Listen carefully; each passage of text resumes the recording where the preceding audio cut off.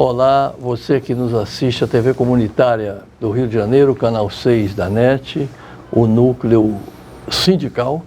E estamos aqui hoje, retornando aqui aos nossos trabalhos. Emanuel Jorge de Almeida Cancela, nosso grande sindicalista da TV Comunitária também, que vai aqui nos dar algumas explicações na área dele, então, sobre como é que está o poder judiciário que o atingiu. Nós vamos falar também das queimadas. Nós falaremos também sobre a PED, que afeta muito a Petros e os petroleiros. Então, Manuel... E a margem equatorial. A margem equatorial. Manuel, seja bem-vindo. Muito obrigado. Aqui, você sabe que os canais são mais do que esse. Você é menos visitante do que diretor que o é, né? Então... São os seus primeiros cumprimentos aí à categoria petroleira e eu diria assim também aos seus eleitores. Você é candidato a prefeito? Bom, candidatura de prefeito foi uma pegadinha que eu coloquei, que era do candidato a prefeito em busca de um partido. O partido não apareceu, mas eu fico feliz que tem um candidato, o Mota, candidato do PSOL, do professor do PSOL, não sei se é Mota o nome dele. Tarcísio Mota. Então ele está propondo fazer vários restaurantes populares alimentados pelo MST e coordenados pelo MST. Então essa era uma das propostas que eu propunha dos restaurantes populares, principalmente nas áreas mais sensíveis, mais pobres, porque, segundo o comentário do próprio candidato, existe cerca de 2 milhões de pessoas no Rio de Janeiro que passam fome, que não fazem as 3 refeições por dia. Entendeu? Então eu fiquei feliz. E estou aguardando que ele agregue outras propostas que estão lá no meu blog, né, proposta de campanha, para ver para onde é que eu vou marchar nessa eleição do município do Rio de Janeiro. Mas então, agora, uma coisa que muito me preocupa é a margem equatorial. O telespectador, já cumprimentando atrasado a todos que estamos assistindo, agradecendo, é uma honra para nós estarmos sendo assistidos pelo povo do Rio de Janeiro. E dizer que o Brasil descobriu uma nova província de petróleo, muito petróleo, algo em torno de 15 bilhões de barris de petróleo, entendeu? E isso pode mudar a face econômica do Brasil. Mais que isso, esse petróleo, a margem equatorial, fica na região mais pobre do Brasil, mais pobre. Então, a margem equatorial, a ExxonMobil e a Total já estão produzindo lá. A ExxonMobil há cerca de 10 anos. E a Petrobras até agora não conseguiu as licenças do IBAMA. O IBAMA, a pretexto de preocupado com o meio ambiente. E aí a gente queria tornar público aqui, porque nós somos petroleiros, eu trabalhei 40 anos na Petrobras, Soriano também, muito tempo, e a gente conhece a Petrobras por dentro. E as pessoas não sabem, por exemplo, quem desenvolveu tecnologia para produzir petróleo em águas profundas e no pré-sal foi a Petrobras. E a Petrobras já ganhou 5 prêmios considerados Oscar da indústria do petróleo, 2 deles por conta das águas profundas e o pré-sal. Então, e a Petrobras já produz no pré-sal do Sudeste, desde 2006, já o pré-sal do Sudeste já responde por 78% da produção nacional de petróleo, sem nenhum acidente. Então, quer uma bagagem maior do que essa, da Petrobras começar imediatamente a produzir na margem equatorial, porque a gente sabe, porque se entrar um candidato como Bolsonaro, ele vai vender, como ele vendeu, grande parte do pré-sal do Sudeste foi vendido.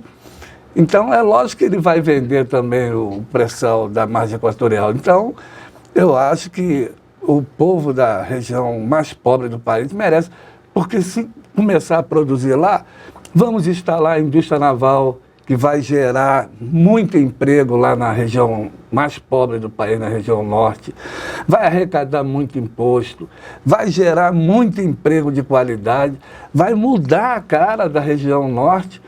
Então, eu não sei porquê, né, o IBAMA, que, por exemplo, aí eu já vou dar o pontapé inicial, que nós vamos falar das queimadas. As queimadas estão acontecendo, parece não, tem mais de 20 pessoas presas. A queimada é um procedimento dos agricultores, né? Só que nesse momento está proibido, com esse superaquecimento do planeta, você fazer uma queimada agora. Olha o que está acontecendo, nuvens de fumaça com 60% do nosso território hoje está afetado em chamas, né? Em chamas. No campo. E detalhe, me parece que nas terras do latifúndio mesmo de direita, que a gente conhece do grande eleitorado aí ligado a Bolsonaro, não tem queimadas. E essa parte também, nós falávamos ainda há pouco, que prendem e aí tem solturas para quem é acusado em flagrante de cometer um crime dessa natureza que está afetando, inclusive bombeiros já mortos, né?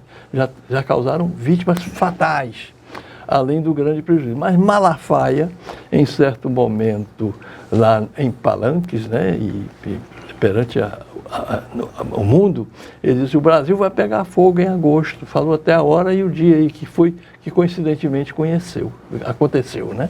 Então, só para lembrar. Agora, só lembrar o que significa IBAMA, né? O Instituto Brasileiro do Meio Ambiente, né? Isso só para ficar.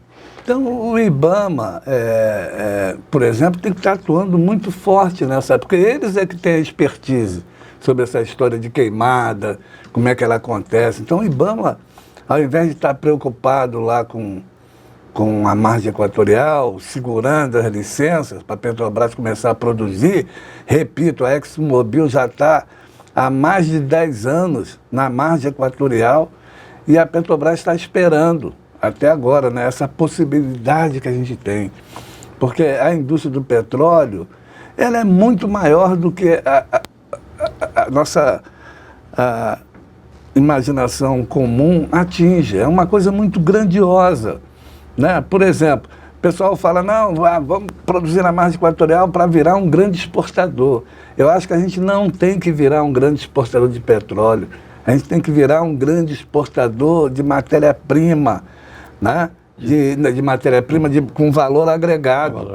Gasolina, diesel, vamos exportar gasolina. Óleo lubrificante. Óleo lubrificante e principalmente a petroquímica. A petroquímica é o filé mignon da indústria do petróleo, a indústria petroquímica. E dela geram mais de 3.000 produtos, dentre eles o nosso celular, a câmera que o nosso Max cinegrafista está aqui trabalhando, o tênis do Soriano, né? O combustível que nos trouxe aqui. O combustível, então são 3.000 produtos da petroquímica. E a Petrobras está retomando o complexo petroquímico do Comperj, mas me parece, a gente tem que ver exatamente o que, mas parece que o braço petroquímico não está sendo retomado. Então, Soriano, eu acho que você, a gente deveria criar um fórum, o petróleo é nosso, para a gente retomar a discutir a agenda do petróleo, né? A agenda do petróleo. Aí tem a questão de milhares de desempregados que foram mandados embora. Só de uma vez na BR foram 1.180 pessoas que se demitiram. 1.180 pessoas. Entendeu? Gente, eu acho que a gente está perdendo tempo, né? Até porque tem um mecanismo que já foi até denunciado pelo ministro de Minas e Energia, né? que estariam tomando o nosso petróleo de canudinho. Então, para a pessoa que é leiga, que não conhece a área do petróleo, existe essa possibilidade de fazer um furo direcional de uma determinada área e atingir a nossa área. De repente, é isso que estão chupando o nosso petróleo de canudinho. E nós estamos parados porque o IBAMA está preocupado, né, com o meio ambiente. Eu acho que tem que se preocupar. Petrobras nunca perfurou sem ter as licenças do IBAMA. Agora, isso não pode demorar a vida inteira, né? Até o Greenpeace está entrando para atrapalhar a produção da margem equatorial da Petrobras. Até o Greenpeace está no meio. E tem partidos de esquerda que é contra. Isso tem que ser dito. Então, Soriano, acho que a gente tem que retomar o Fórum Petróleo é Nosso, você que é um petroleiro histórico, a gente retomar as reuniões semanais para discutir a questão da, principalmente, margem equatorial, que é a retomada de tudo da indústria naval, que vai revolucionar a região norte. A questão do pé de assassino, os petroleiros estão pagando 40% do seu salário, mesmo sem nunca ter sido gestor do fundo, estão pagando por rombo no fundo de pensão, 40%. Tem petroleiro que está recebendo contra-cheque zerado. Em 2019, 10 petroleiros tinham se suicidado. Tá? Então, esse é o rigor do combate à corrupção da Lava Jato, mas o mesmo rigor que não é usado contra o Paulo Guedes. Paulo Guedes deu um rombo de bilionário nos fundos de pensões, e inclusive na Petro. E ele era assessor do Bolsonaro. E mesmo assim, Bolsonaro indicou ele para ministro da Economia. Ele não foi preso e não paga nada do rombo que deu. E os petroleiros estão pagando de forma vitalícia. Eu vou pagar até morrer por rombo no fundo de pensão. Isso é uma covardia que estão fazendo com os petroleiros, porque são esses homens mesmo e mulheres que desenvolveram a tecnologia do pré-sal, de águas profundas, que permitiram descobrir que nós temos petróleo na margem equatorial, que descobriu o pré-sal. São esses mesmos petroleiros.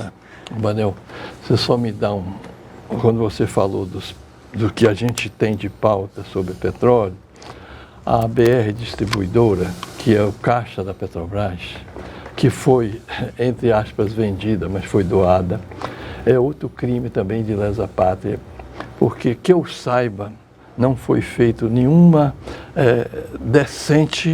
de forma decente, audiência pública, em que se desse voz aos estudantes, se desse voz a todos os segmentos vivos da população brasileira, as forças vivas da nação. Antigamente a gente inclusive chamava os setores nacionalistas das Forças Armadas, mas isso nem pensar na era, inclusive bolsonarista, né? Então, isso também, o próprio Lula já fez discurso falando dessa indecência. E quem comprou o BR, quem comprou a Eletrobras? A mesma pessoa que inclusive lesou as lojas americanas, a mesma quadrilha, né? E como é que isso fica? E o país, né? Nós estamos falando de trilhões, né? Lógico. Bom, quem comprou a Eletrobras foi os golpistas das americanas, Lehman, Telles e Sucupira.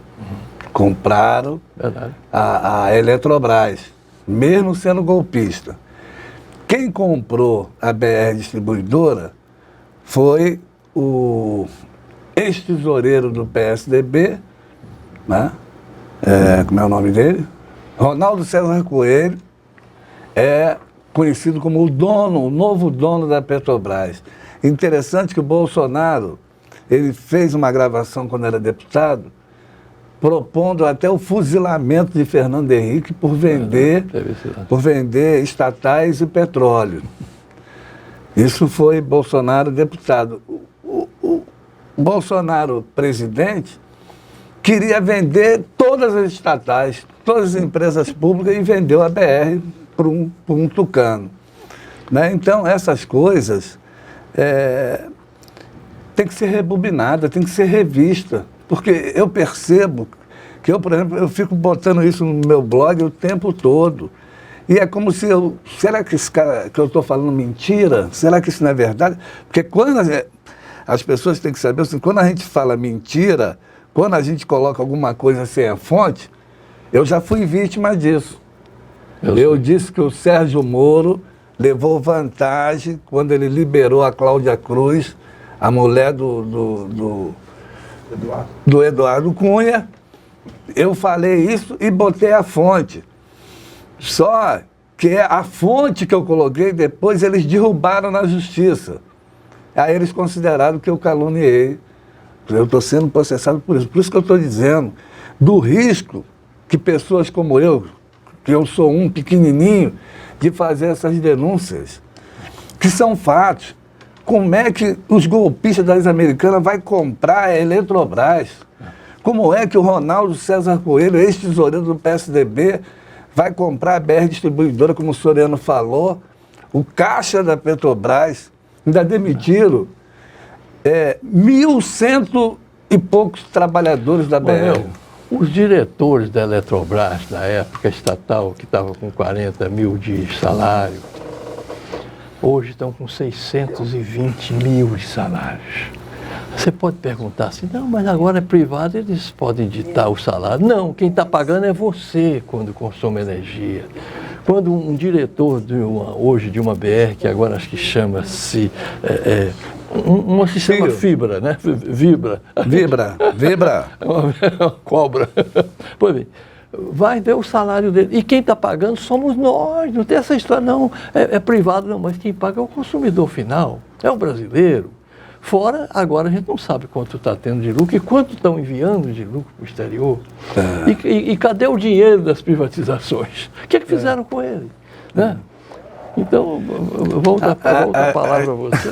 As privatizações, a gente sempre fala, né? No caso da BR, é ação entre amigos. A maioria das privatizações no Brasil são ações entre amigos. A Barbosa Lima também fala. São entre amigos. Como é que o Ronaldo César Coelho... Se o Bolsonaro falou que ia fuzilar o Fernando Henrique... Ele é irmão daqueles... irmão do juiz. Irmão do juiz. Muito bom o juiz a propósito, de futebol já aposentado. Mas o Ronaldo César Coelho é um malandrão, né, ex-tesoureiro do PSDB, banqueiro, e ele é o dono, é conhecido como o novo dono da Petrobras. Né? Os golpistas das Americanas, os caras são golpistas, deram golpe. E agora fizeram um balanço, a fortuna deles aumentaram. Né? Aumentaram. E eles são os donos da Eletrobras. A gente vê um apagão e já vê eles ameaçando a Eletrobras de aumentar a conta de luz. O Lula está buscando um dinheiro de um fundo que tem de energia para diminuir o impacto do tal reajuste que eles vão querer fazer nas contas de luz. Imagina agora que classe média, todo mundo tem um ar-condicionado, a conta de luz lá de casa disparou. Porque as crianças querem ficar com o ar-condicionado ligado o dia inteiro. Isso é normal. Né? A conta está pela hora da morte.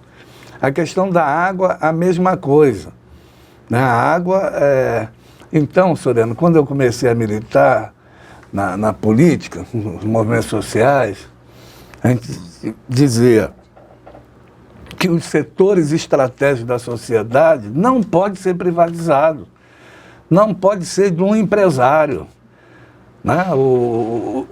Os irmãos lá que tratam desse setor, do movimento popular, eles dizem água e energia não são mercadorias. Não são mercadorias, eles querem tratar como mercadoria. Né? E eu digo sempre uma frase, aí é minha, que eu digo o seguinte: como é que a gente vai acreditar que o empresário que vende a água mineral, essa aguinha que a gente bebe, eles vendem 1 litro de água mineral mais caro do que 1 litro de gasolina? E a gente sabe da dificuldade para conseguir 1 litro de gasolina, tem que passar pela refinaria, tem que extrair o petróleo, tem que refinar, tem que transportar ele para as bombas de gasolina. Né? Então, eles conseguem vender 1 litro de água mineral mais caro do que 1 litro de gasolina. Você acha que esse cara vai comprar a Sabesp, comprou aqui a SEDAI, eles vão vender mercadoria, água barata para a população? Jamais. Não vão, gente. Então, mas, infelizmente, a mídia toda apoia as privatizações, é por isso que elas acontecem, né? Porque tem um apoio total da mídia, né? E os grandes empresários, o mundo inteiro, grande parte do mundo já está fazendo um caminho de volta. Eles privatizaram nessa historinha de que estatal não presta, não sei o quê, eles privatizaram. A Europa e os Estados Unidos. Muita coisa está voltando a ser reestatizada porque a população não está suportando os encargos do resultado da privatização. E aqui no Brasil a gente está aí, entregou a Sabesp agora, ele vai querer entregar o metrô lá em São Paulo, né? Enfim, a gente tem que começar esse movimento, né? Porque a população não vai suportar os preços da água, da luz. Como é que ia suportar o combustível dolarizado, né? Graças a Deus o Lula abrasileirou e baixou o preço. Vai, Soreno. Não, eu quero aprofundar mais esse tema que está em todas se você ligar a televisão hoje, 99% é falando das queimadas, e realmente é assustador. E a gente... Como é que você está vendo a ação do governo, dos governos, que tinha que ser... E governo não é só executivo, né? É judiciário e também legislativo, né? Como é que você está vendo aí essa ação do Exército, ação das polícias militares, Corpo Bombeiro nem se fala, né?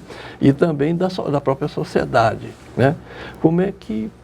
Por que isso não está sendo também do ponto de vista da impunidade, ou seja, da repressão aos que efetivamente já foram flagrados, né, ateando fogo, né? Tá previsto, eu ainda inclusive faço questão de fazer aqui, dar os créditos aos nossos cinegrafistas, que aqui está nos filmando, para colocar essa imagem no ar, o Max Figueiredo, e ele comentava que tem uma época que é própria de queimadas para poder botar fogo no canavial, mas quando ela estiver bem nesse ponto, mas nesse momento, devido como tomou fogo, como o Brasil, né, pegou, não pode nem isso para não justificar aquela fagulha voar e pegar lá na frente, né, devido às secas que estão coincidindo também, a gente tem que entender isso. Então, uma análise sua, como é que você está vendo, você, no seu observatório, você que tem um blog em que diariamente você produz matérias, você já falou sobre isso também.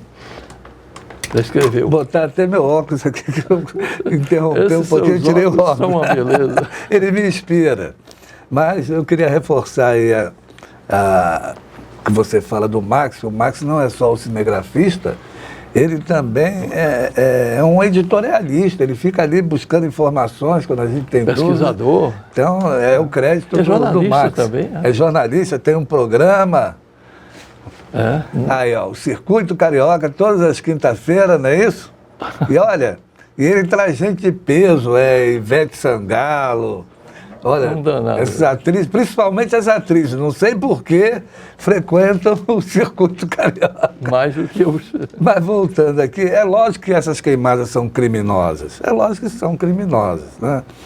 Eles estão fazendo tudo para segurar o governo Lula, né? Para segurar o desenvolvimento do Brasil, porque a gente sabe que se o Lula continuar no ritmo que ele está, ele vai ser o candidato imbatível em 2026. O PIB já superou todas as expectativas, né? E então o agronegócio é uma das alavancas, apesar das críticas que a gente faz ao agronegócio, porque é uma coisa individual, né? É uma empresa e só trata para exportação, e já a agricultura familiar responde por 70% dos alimentos que a gente come todo dia na nossa mesa. Lógico que mais importante politicamente é a agricultura familiar, né? Mas o agronegócio é importante porque o volume dos negócios, isso também gera crescimento de PIB, né? Então, na hora que você tem uma queimada, por exemplo, vai atrapalhar. Vai atrapalhar até o agronegócio, vai atrapalhar todo mundo. Entendeu? E segura a economia do país. Quer dizer, o governo Lula, que tem que estar preocupado e outras coisas, tem que estar preocupado também com as queimadas que, repito, são criminosas. Infelizmente, a polícia está sendo benevolente com esses queimadores. Tem 20 presos. Teve um deles que pagou a fiança e foi embora. Caramba, mas não é para pegar o cara e tentar descobrir. Peraí, seu Emanuel, o senhor está queimando por quê? Tudo bem, se o Emanuel tem uma terrinha lá no local e eu estou queimando, tu está queimando a tua terra. Não pode fazer isso. Mas esses seus Emanuéis estão indo queimar em outros lugares.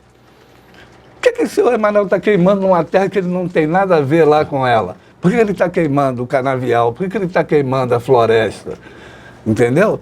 Isso é uma coisa orquestrada para prejudicar o Brasil. E a Polícia Federal tem que atuar fortemente para barrar esse tipo de coisa. E como é que barra? É principalmente criminalizando essas pessoas. Não pode, esse cara parece que era engenheiro, que foi preso, aí ele pagou a indenização, foi embora. Não, peraí, foi embora não. Ele tem que dizer, por que você está queimando aí? É nas suas terras que você está queimando?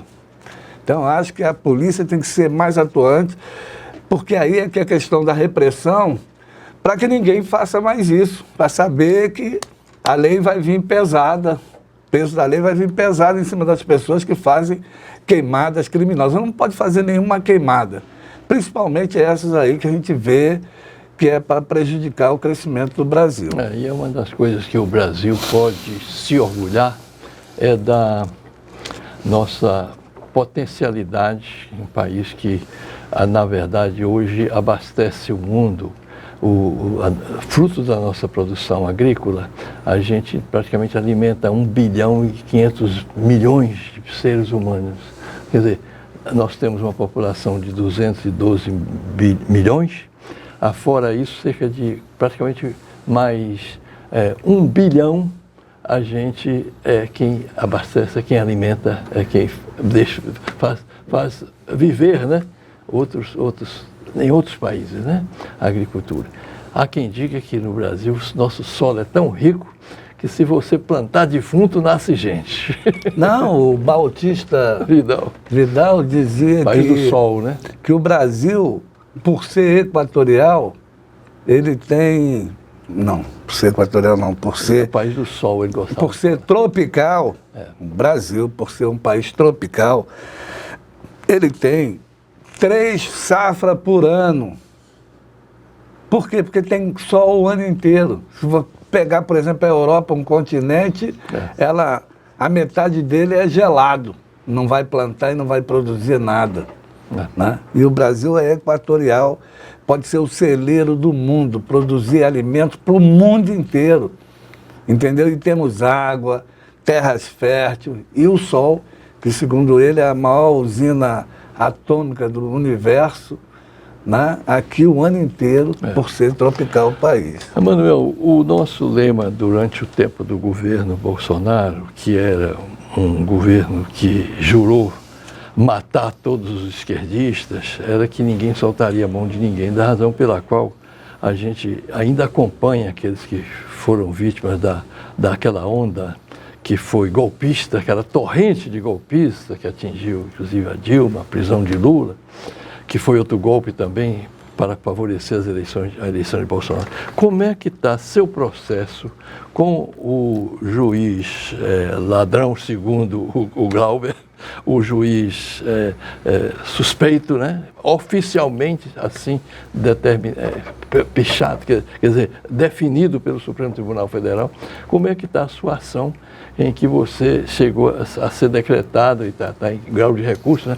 Sua própria prisão? Você está condenado, não é isso? Estou condenado a 1 ano e 4 meses de prisão e pagamento de uma multa de cerca de 19 mil reais. Entendeu? Eu acho que esse processo tem umas coisas interessantes. Eu já recorri, entendeu? Eu fui incriminado por calúnia, possíveis ofensas à honra do juiz Sérgio Moro. E ele, no meio do processo, ele me propôs o silêncio entre as partes. Ele falou no processo que se eu aceitasse uma consciência, com certeza que o processo ia morrer ali. Mas olha só como é que é o lavajatismo. Um monte de gente que foram também pega pela Lava Jato, pela farsa do combate à corrupção, fizeram o acordo. Quando você faz o acordo de silêncio entre as partes, você não pode falar mais nada. Emanuel tinha que ficar quietinho. Não poderia estar aqui. Não poderia estar aqui falando nisso. Então, por isso que eu não me arrependo de não ter feito o acordo. Mas eu não fiz o acordo e em seguida eles me condenaram. A condenação veio em seguida. Mas, então, eu fico atento, por exemplo, o Léo Pinheiro, da OAS, ele foi o pivô da prisão do Lula. Foi o pivô da prisão do Lula lá do triplex do Guarajá. E ele, em carta do próprio punho, ele falou que tudo que ele falou do Lula na delação premiada não é verdade. Ele escreveu isso. Então, provavelmente, ele também não fez o silêncio entre as partes. Sim. Então, ele se deu, talvez porque doeu a consciência dele, e ele foi e disse do próprio punho que nada daquilo ali é verdade. E tem outras pessoas que estão defenestradas, tipo o Palocci. Quando a gente fala no Palocci, o pessoal da esquerda quer dar um soco na nossa cara. Porra, tu vai defender Palocci? Gente, primeiro que eu sou advogado. Todo homem, segundo as Nações Unidas, a Carta... O sacrossanto direito de defesa. Todo mundo tem direito de defesa. Então, o que aconteceu com o Palocci? O Palocci, segundo um empresário que estava preso junto com ele, o Palocci delatou o PT, Lula e Dilma, porque os caras estavam torturando um amigo sócio dele. Estavam torturando, o cara já tinha tentado suicídio. E esse empresário, isso está no Google. Como outros suicidaram devido à Lava Jato, o reitor da universidade. O reitor da universidade. Falou o nome dele, mano? O reitor Cancelier. Cancelier. Até me lembra Cancela. Um homem digno. Porra, pelo amor de Deus, aquilo ali nada a ver, é de cortar o coração. Uma pessoa que se formou na universidade, reitor da universidade. Porra, entra a polícia, algema o homem dentro da universidade, ele saía algemado. Com todos os professores. Porra, isso é uma coisa assim, revoltante, entendeu? E foi a Lava Jato e não provaram nada contra o Cancelier e acabou. Ficou, acabou. Então, essas questões. O Palocci está defenestrado. O Palocci está defenestrado, né? Porque ele fez a delação para salvar um amigo que já tinha... Sob tortura. Sob tortura, isso é dito pelo empresário. E o empresário ainda fala mais isso no artigo. Eu não poderia morrer sem falar isso. E o Palocci foi jogado às feras. E eu lamento também, já que a gente está falando nisso, que o Partido dos Trabalhadores, que eu votei, que eu apoio Lula, vou votar no Lula em 2026, vou votar na Kamala Harris para presidente dos Estados Unidos, todas as críticas, mas o PT está fazendo a mesma coisa com o ministro dos Direitos Humanos. Não é assim, né? Porra, o cara não teve nem direito à defesa, já foi denunciado, julgado e condenado e jogado às traças. Aos leões. Como muita gente começou a reclamar, pô, peraí, o PT está tendo a mesma prática do lavajatismo, aí o Lula saiu e falou, não, ele vai ter o direito da ampla defesa. Não é que vai ter, todo mundo tem direito à ampla defesa, ninguém pode ser preso sem um processo com ampla defesa. Isso está na Constituição Federal de 88. Está na Declaração dos Direitos Humanos da ONU. Não estou aqui dizendo que o Silvio Almeida é inocente nem que é culpado, mas eu quero que ele tenha o direito da ampla defesa, afasta ele do governo e depois... O Emanuel Cancela, o tempo urge e ruge, né? A gente está chegando ao fim aqui da nosso bate-papo, né? Isso aqui é mais uma conversa de companheiro, né? De camaradas. Eu queria, falando em camarada, falando em companheiro, prestar aqui uma homenagem a um companheiro que nos deixou ontem, Sérgio Castellani, né? que acho que conviveu mais com você ainda do que comigo. Ele ali com o Jorginho, mantendo o moral, o mural, e o moral também, né, do movimento, uma época, inclusive, em plena ditadura, a gente já falava dos direitos dos trabalhadores e fizemos a primeira greve pós-ditadura, que eu achava que ia ser todo mundo fuzilado. Eu estava ainda bloqueado das perseguições, das prisões políticas, as torturas, as ameaças, a espada de Damocles, né, sobre a nossa cabeça. Bom, dito isso, Manel, uma frase, como é que você, assim, a imagem que você tem de Sérgio Castellani, nosso querido que ontem foi velado e ontem ele foi cremado no cemitério do Caju, com muita presença amiga lá dos companheiros. Eu tenho uma imagem dele que ele trabalhava no anonimato, ele não era muito de fazer discurso, mas quando tinha um problemão assim, ele chegava e solucionava. Um engenheiro, um ator de teatro que comigo... E vocês lá no Surgente, onde vocês começaram aquela... O Sérgio Castellani, ele foi diretor do sindicato, ele foi síndico do edifício Canabarro, da Petrobras, era síndico, e era um sindicalista dedicado.